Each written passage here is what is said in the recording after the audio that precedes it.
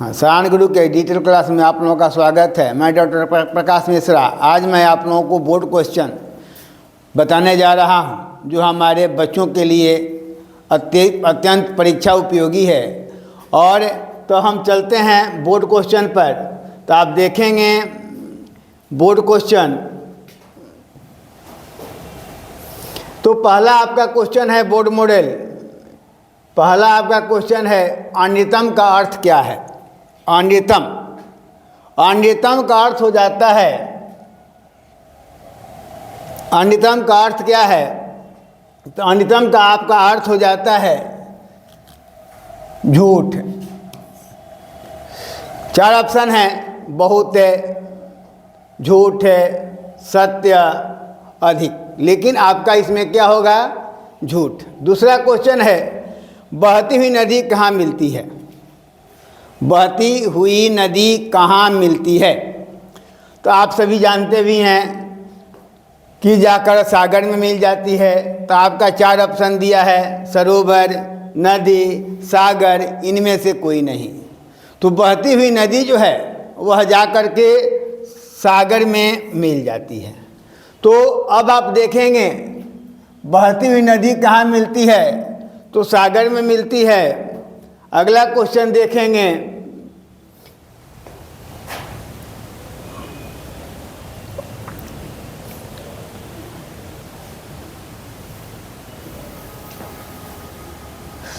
किसकी जीत होती है? किसकी जीत होती है?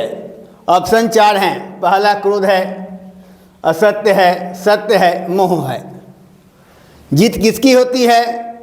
तो जीत जो होती है सत्य की होती है। अगला क्वेश्चन है सिख संप्रदाय के 10वें गुरु कौन थे? सिख संप्रदाय के 10वें गुरु कौन थे? तो आपका आंसर हो जाएगा गुरु गोविंद सिंह। तो सारे क्वेश्चन जो है आपके बोर्ड मॉडल हैं। तो 10वें आपका सिख संप्रदाय के 10वें गुरु कौन थे? आपका ऑप्शन दिया है गुरु नानक है, स्वामी बिरजानंद हैं, स्वामी दयानंद हैं और गुरु गोविंद सिंह हैं। तो आपका सटीक और सही आंसर होगा कि गुरु गोविंद सिंह। अब हम चलें अगले क्वेश्चन की ओर। अगला क्वेश्चन आपका है मेघानिषिद्ध अपने संस्मरण में किस स्थल का वर्णन किया? यह आपको मिलेगा पाटलिपुत्र वैभवम में। पाटलिपुत्र वैभवम जब पढ़ेंगे तो मेघास्थनीज जो आया था बहुत समय तक हम लोगों के पटना में रहा चंद्रगुप्त मौर्य के समय, और बहुत समय तक रहा और अपने संस्मरण में पटना का वर्णन वह किया है। तो आप देखेंगे तो इसमें मेघास्थनीज अपने संस्मरण में किस स्थल का वर्णन किया, किस स्थल का वर्णन किया? तो आपका आंसर होगा पाटलिपुत्रम। अगला क्वेश्चन है अनुच्छेदम का संधि विच्छेद क्या होगा? अनुच्छेदम का संधि विच्छेद आपका होगा अनु प्लस छेदम अनुच्छेदम, क्योंकि आप यह अनु प्लस छेदम अनुच्छेदम। अगला क्वेश्चन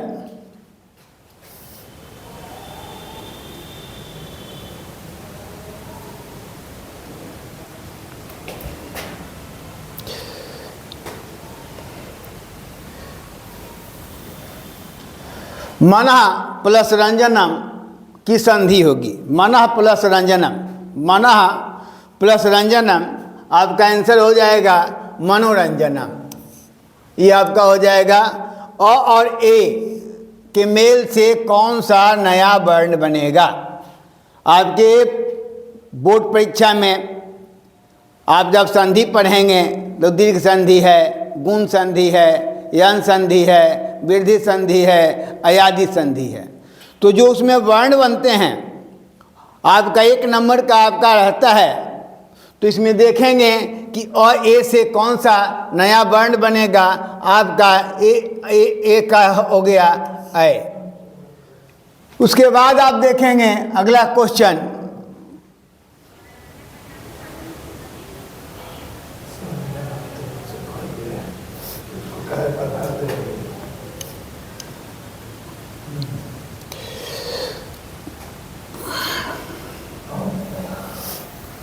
ये आपका शब्द है देह रक्षा।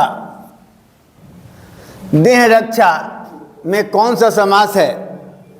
आपका यहाँ हो जाएगा तत्पुरुष समास है, क्योंकि तत्पुरुष सब समास पढ़ते हैं तो आपका आता है द्वितीय तत्पुरुष, तृतीय तत्पुरुष, चतुर्थी तत्पुरुष, पंचमी तत्पुरुष, षष्ठी तत्पुरुष और सप्तमी तत्पुरुष। तो समास जब पढ़ते हैं तो देहस रक्षा किस समास में पहला पद विशेषण होता है? तो किस समास में? आपका ऑप्शन 4 हो गए, द्वंद्व हो गया, कर्मधारय हो गया, द्विगु हो गया, तत्पुरुष हो गया। आप लोगों को हमने पढ़ाया कर्मधारय समास क्या होता है। तो कर्मधारय समास जब भी होता है तो विशेषण विशेष उपमान उपमेय के साथ होता है। जैसे हम लोग कहते हैं चंद्रोज्ज्वला, चंद्र इव उज्ज्वला, जैसे कहते हैं घनश्याम, घन इव श्याम। तो आप जब देखेंगे तो ये कौन सा सब पहला पद विशेषण होता है, तो आपका आंसर हो जाएगा कर्मधारय समास। कर्मधारय समास में पहला पद विशेषण, दूसरा पद विशेष, यानी कर्मधारय समास जो होता है विशेषण विशेष्य उपमान उपमेय के साथ होता है। उपमान में क्या होता है? यू लग जाता है या एव लग जाता है। और उपमान किसे कहते हैं? जिससे तुलना की जाए और जिसकी तुलना की जाए। आपका उसके बाद क्वेश्चन है, हमने 50 क्वेश्चन को डाला है जो आपके बोर्ड मॉडल हैं।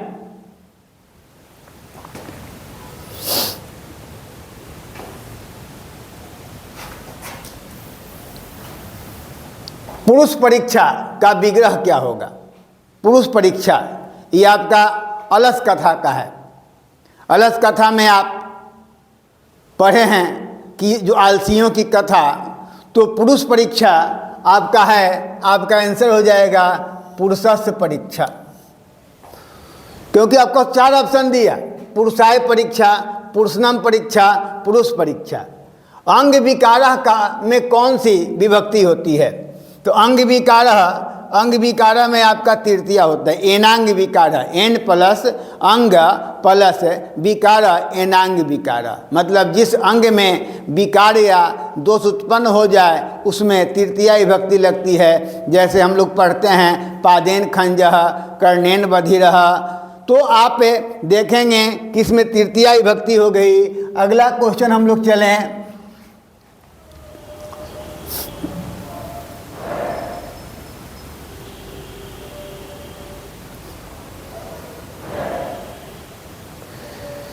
अगला क्वेश्चन है आरक्षी लुंठकात त्रायते। आरक्षी लुंठकात त्रायते, तो आप पढ़े हैं भित्रार्थानाम भय हेतु।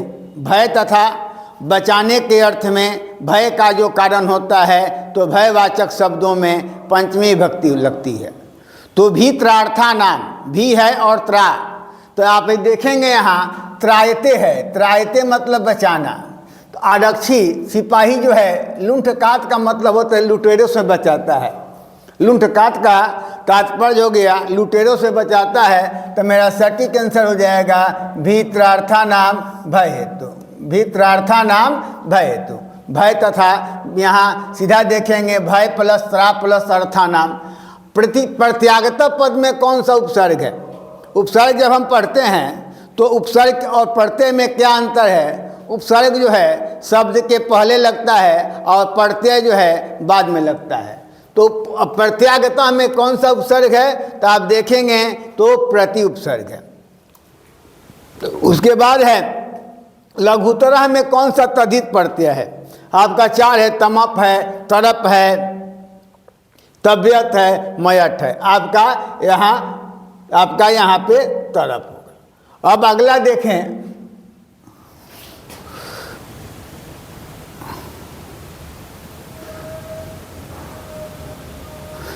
भरत महिमा। भरत महिमा पाठ का दूसरा श्लोक कहाँ से लिया गया है? तो आप लोगों को हमने बताया है कि पहला श्लोक विष्णु पुराण से लिया गया और दूसरा श्लोक आपका भागवत पुराण से लिया गया। भागवत पुराण से लिया गया। तो अब कहता है यहाँ कि आप लोगों को बताए भी थे हम जब भारत महिमा चैप्टर पढ़ा रहे थे कि पहला श्लोक विष्णु पुराण, दूसरा श्लोक भागवत पुराण। अब बाकी जो भी श्लोक हैं वह अब कहता है आचरण किसका हनन करता है। आचरण, आपका क्वेश्चन है आचरण किसका हनन करता है। 4 गो है, धन है, कुलक्षण है और सत्य है, अनर्थ, मतलब यहाँ अनर्थ का हनन करता है। उसके बाद आप देखेंगे, उसके बाद क्वेश्चन आपका है विदुर कौन थे। विदुर कौन थे आपका यहाँ पे दे दिया, ये महाभारत का है। विदुर कौन थे, तो आपका यह आंसर हो जाएगा मंत्री थे। 4 ऑप्शन है। तो सारे प्रश्नों में ऑब्जेक्टिव जितने भी प्रश्न होते हैं, सारे प्रश्न में आपको 4 ऑप्शन दिए रहते हैं, उसमें आपको क्या करना है, आपको उसको बनाना है। तो अब कहता है यहाँ, अब देखिए अगला क्वेश्चन, अगला क्वेश्चन है पति किसका रक्षक होता है। आपका श्लोक में है, सुभाषितानी से लिया गया है। सुभाषितानी में आपका 4 चीज़ें हैं। कौन किसका रक्षक होता है, तो पति किसका रक्षक होता है, तो आपका हो गया स्त्री। कर्णवीर कथा किस प्रकार का है, तो कर्णवीर कथा में आप देखेंगे तो कर्णवीर कथा में राम परवेश राम का वर्णन है कि राम परवेश राम थे, वह एक गरीब तबके से आते थे और उन्होंने उनके गांव में एक शिक्षक गए जो बहुत ही नए तरीके से पढ़ाने वाले थे। उन्होंने उस बालक को विद्यालय में बुलाया और वह पढ़ा करके उनको जो है वह उसके बाद IAS बन गए। तो हम यानी कहा जाता है कि आपका लघु कथा है। बूढ़ा बाघ क्या देना चाहता था, बूढ़ा बाघ स्वर्ण कंगनम, सोने का कंगन, मतलब बूढ़ा बाघ जब शिकार के लिए समर्थ हो गया तो वह एक सोने का कंगन लिया और सोने का कंगन लेकर कहा कि इसे ले लो। तो एक पथिक, बाकी सारे पथिक जो है वह जो चले जाते थे कि इस पर क्या भरोसा। तो जो बाद में जो आते थे वह एक पथिक ने कहा कि भाग्य से ही सोना मिलता है, और वह जो है वह सोने के कंगन को देखकर लोभ में फंस गया और वह बेचारा जो है वह मारा गया। तो बूढ़ा पथिक जो है क्या, बूढ़ा पथिक को बाघ क्या देना चाहता था, तो आपका सटीक आंसर है सोने का कंगन। बूढ़ा, तो बूढ़ा बाघ जब सोने का कंगन देना चाहता था। आगे बढ़ें,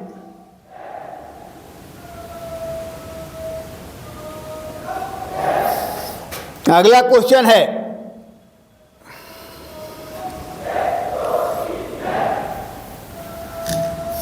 क्वेश्चन है पथिक कहाँ फंस गया। पथिक कहाँ फंस गया, तो हम बात करते हैं पथिक को जब सोने के कंगन का लोभ हो गया तो बूढ़ा बाघ कहता है कि भाई एक काम करो, जाओ नदी में स्नान करके आओ, तब मैं तुम्हें कंगन दूंगा, क्योंकि धार्मिकों के द्वारा बताया गया ये निर्देश है। तो वह कहाँ फंस गया, तो आप देखेंगे तो कीचड़ में, क्योंकि सरोवर, नदी, कुआं, कीचड़। इंद्र किस रूप में कर्ण के समक्ष प्रकट हुए थे, ये चर्चा है। इंद्र भगवान कवच कुंडल के लिए कर्ण के पास आए थे। कवच कुंडल, ये महाभारत की बात है। तो इंद्र जो है ब्राह्मण का वेश धारण करके वहाँ पे आए थे कर्ण के पास, और इसीलिए क्वेश्चन है कि इंद्र किस रूप में कर्ण के समक्ष प्रकट हुए थे। साधु, याचक, दाता, ब्राह्मण। तो साधु के रूप में नहीं आए थे, ये आपका आंसर नहीं होगा। याचक के रूप में नहीं आए थे, दाता के रूप में नहीं आए थे, ब्राह्मण का रूप धारण किए और आकर बोले भिक्षाम देहि।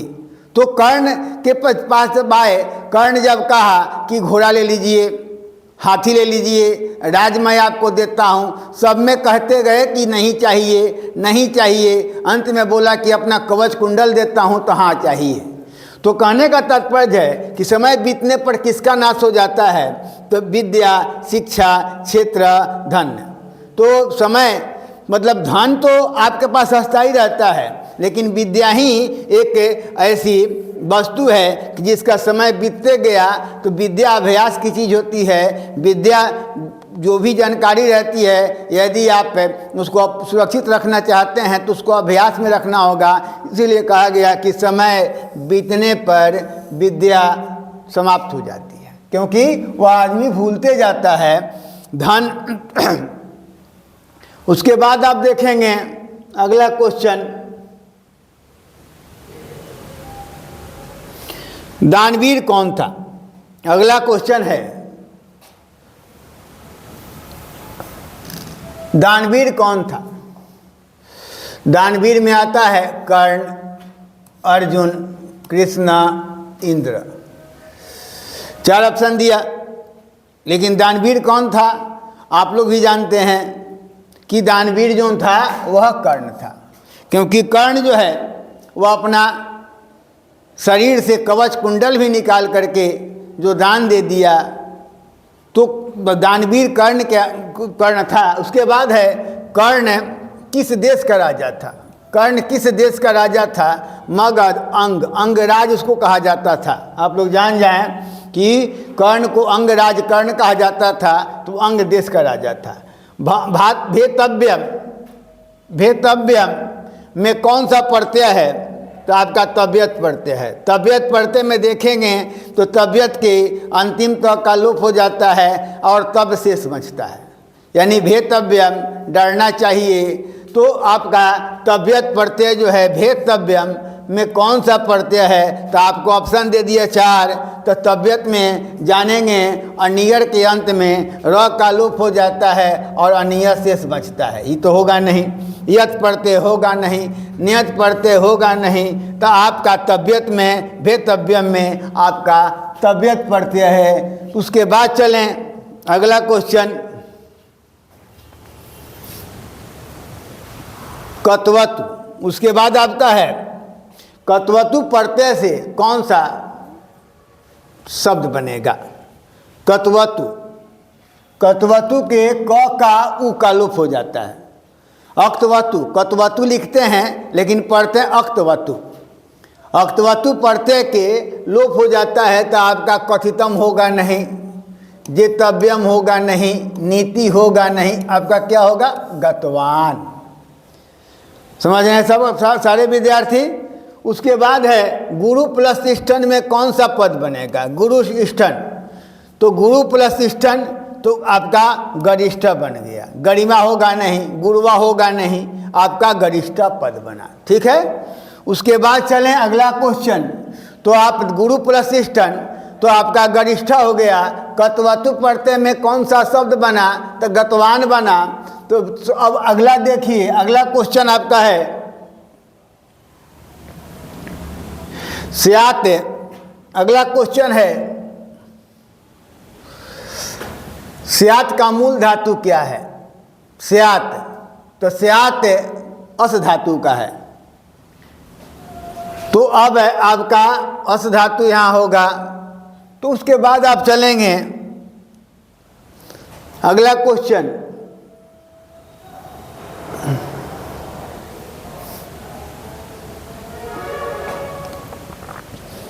अगला क्वेश्चन है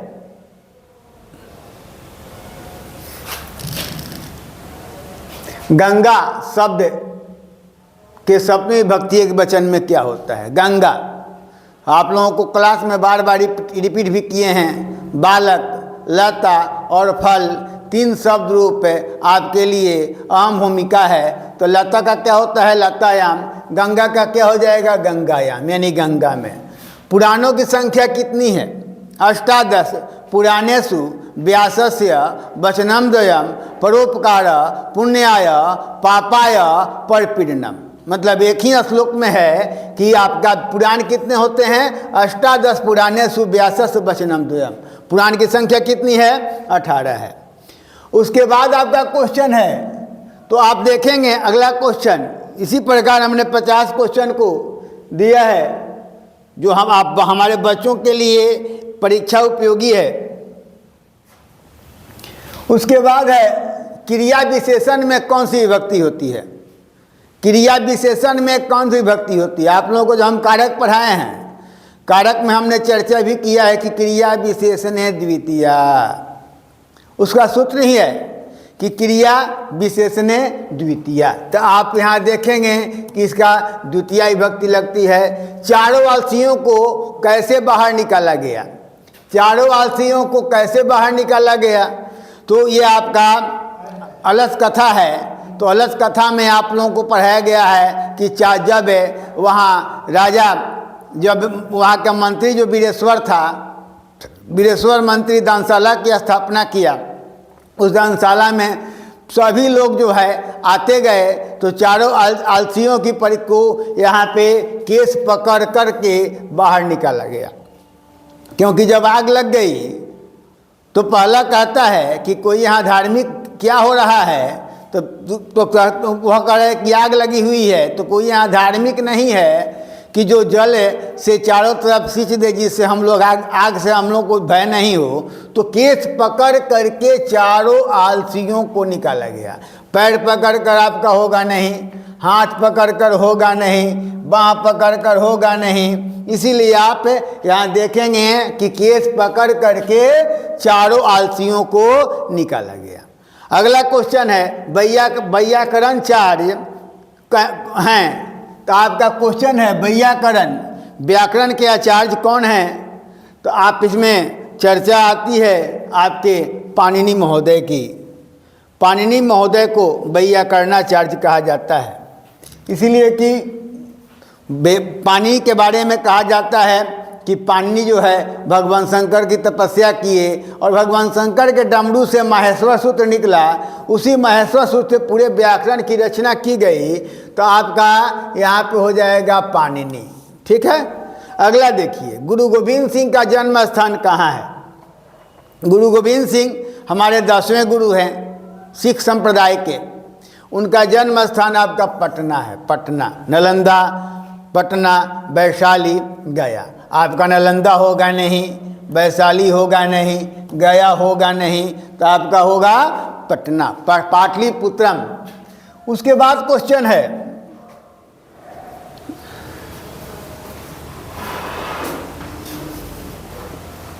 अगला क्वेश्चन आपका है, स्वर्ग से भी सुंदर किस नगर को कहा गया? स्वर्ग से भी सुंदर किस नगर को कहा गया? तो भागलपुर, वाराणसी, पाटलिपुत्रम। पाटलिपुत्रम को ही स्वर्ग से सुंदर, क्योंकि उस समय पाटल का मतलब होता है कमल, और पाटलिपुत्र में कमल की खेती होती थी। अगला कोई, दंडी ने सर्व शुक्ला किसे कहा? तो आपका 4 ऑप्शन है, विजय भट्टारिका, विजयांका, तिरुमला और गंगा देवी। तो आपका विजय भट्टारिका। शिक्षा संस्कार कितने हैं? अगला क्वेश्चन है कि शिक्षा संस्कार कितने हैं? तो आपका चर्चा आती है 16 शिक्षा संस्कार हैं। तो आपको यहाँ देखेंगे कि शिक्षा संस्कार जो है वह कितने हैं? तो आपका शिक्षा संस्कार क्या है? 16 हैं, 16 हैं। तो चैत्र निर्माण किससे होता है? तो आपका 4 ऑप्शन दिया, संस्कारों से, अशांति से, बैर से, इनमें से कोई नहीं। संस्कार से ही चैत्र का निर्माण होता है, क्योंकि संस्कार शब्द ऐसा है, संस्कार का संधि करेंगे सम प्लस कार, संस्कार, तो संस्कार से ही आपका चैत्र का निर्माण होता है। अगला क्वेश्चन देखेंगे,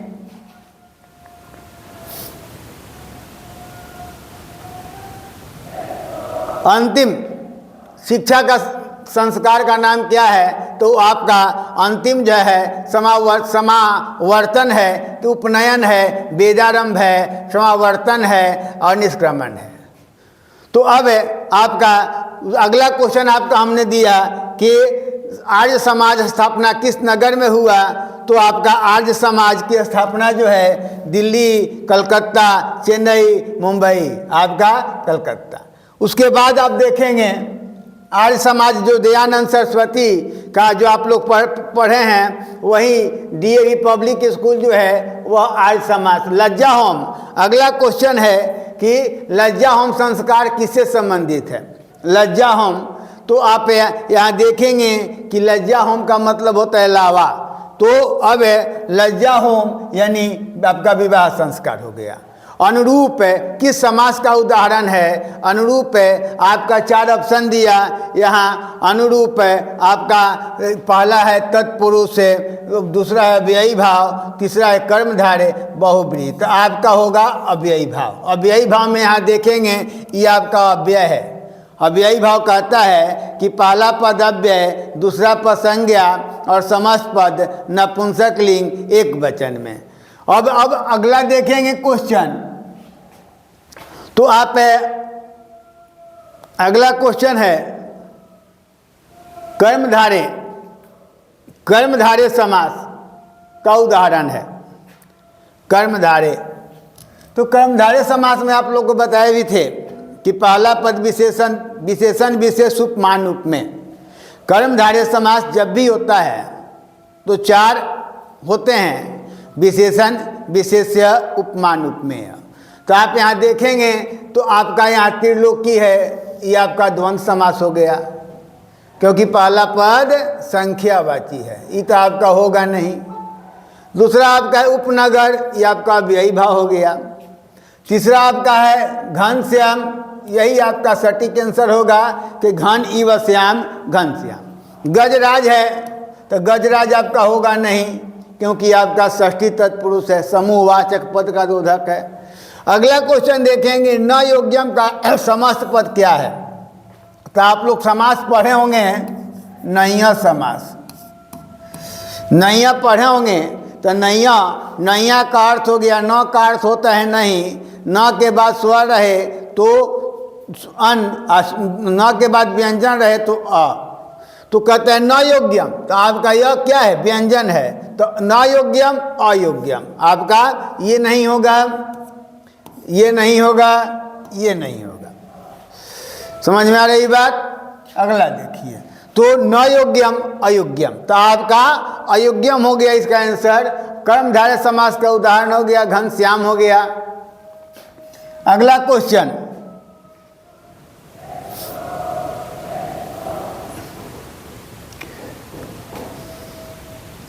अगला क्वेश्चन है गुरुवे पद में कौन सी विभक्ति है? एक शब्द आता है गुरुवे नमः। नमः स्वस्ति स्वाहा स्वधा अलम बसठ योगाश्च।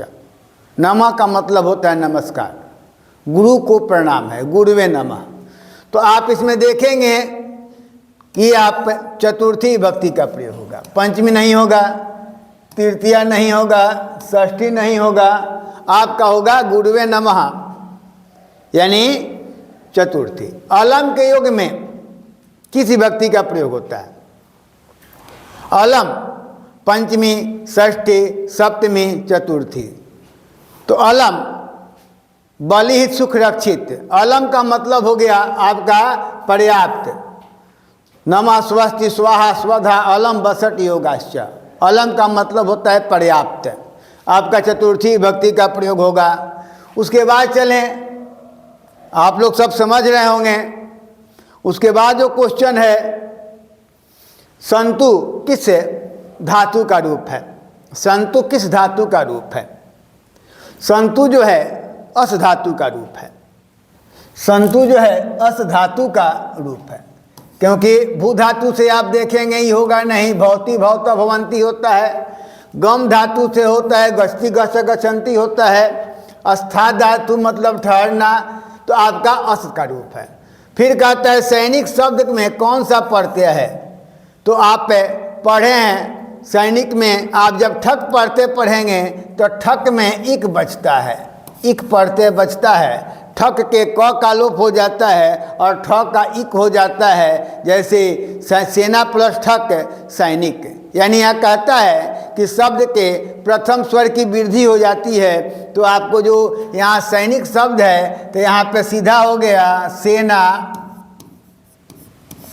प्लस ठक, तो सेना प्लस ठक, तो ठक मेरा कन्वर्ट किया इक में, तो सेना सै इक ये जो है तो यहाँ आपका क्या हो गया? सैनिक हो गया। तो आपका आंसर क्या हो जाएगा? ठक हो जाएगा। ये आपका ये आंसर नहीं होगा, ठई नहीं होगा, इक नहीं होगा। तो हमने 50 क्वेश्चन अगले क्लास में, फिर अगले 50 क्वेश्चन को डालेंगे और लघु उत्तरीय, दीर्घ उत्तरीय सारे प्रश्नों को आपको बताया जाएगा। चलिए आज के लिए आपका इतना ही है, इसकी आप लोग तैयारी कर लेंगे। धन्यवाद।